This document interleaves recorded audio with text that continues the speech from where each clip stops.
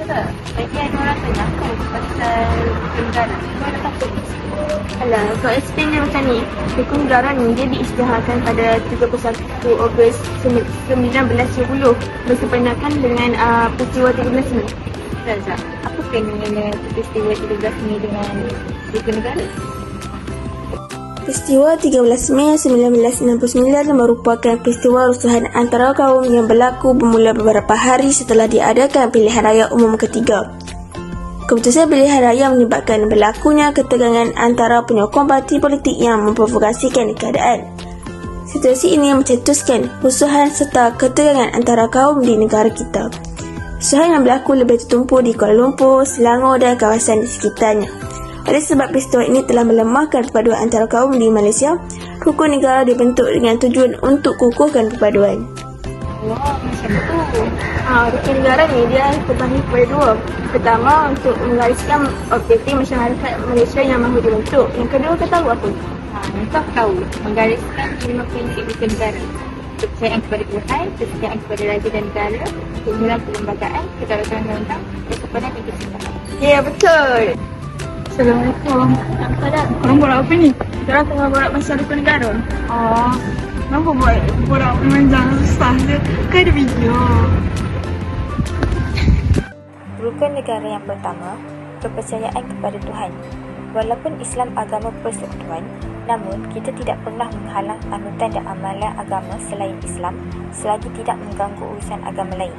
Maka, janganlah ada yang melakukan tindakan-tindakan seperti menghina Islam atau agama lain kerana kita perlu saling menghormati kepercayaan setiap agama. Rukun negara kedua, kesetiaan kepada raja dan negara. Secara prinsipnya, kita mengharapkan rakyat yang setia kepada raja sekaligus kepada negara tercinta. Namun dapat dilihat tingkah laku sekelompok masyarakat yang tidak cakna akan apa yang berlaku kepada negara malah boleh mengaitkan nama dan imej Malaysia di luar negara.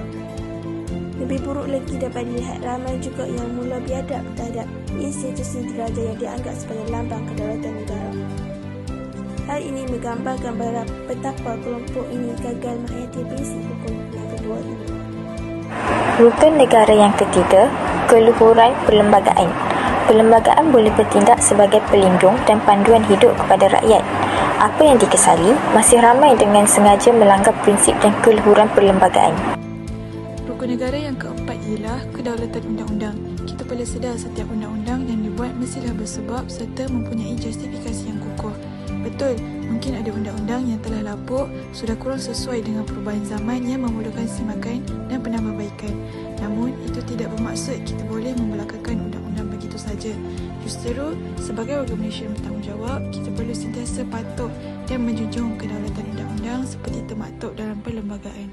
Kesopanan dan kesusilaan. Prinsip ini dilihat sebagai antara isu yang paling kritikal pada masa kini. Hal ini kerana jika dilihat banyak insiden yang berlaku membabitkan tingkah laku individu dan kumpulan. Senario ini memberi gambaran bahawa jati diri dan nilai kesopanan serta kesusilaan dalam kalangan masyarakat semakin berkurang. Maka adalah perlu untuk menerapkan budaya hayati dan menghormati rukun negara supaya isu kecelaruan sosial dan identiti warga kita seperti ini dapat ditangani dengan baik. Secara umumnya, jika setiap rakyat dapat menghormati dan menghayati 5 prinsip rukun negara, ia dapat mendidik kita untuk menjadi manusia yang memiliki budi pekerti mulia sekaligus menjadi warga negara bersopan santun, taat setia dan bertanggungjawab kepada agama, bangsa dan negara. Maka marilah kita jadikan rukun negara sebagai panduan dan pelengkap kepada kehidupan masyarakat majmuk di negara ini agar ia terus subur dalam jiwa sanubari setiap rakyat.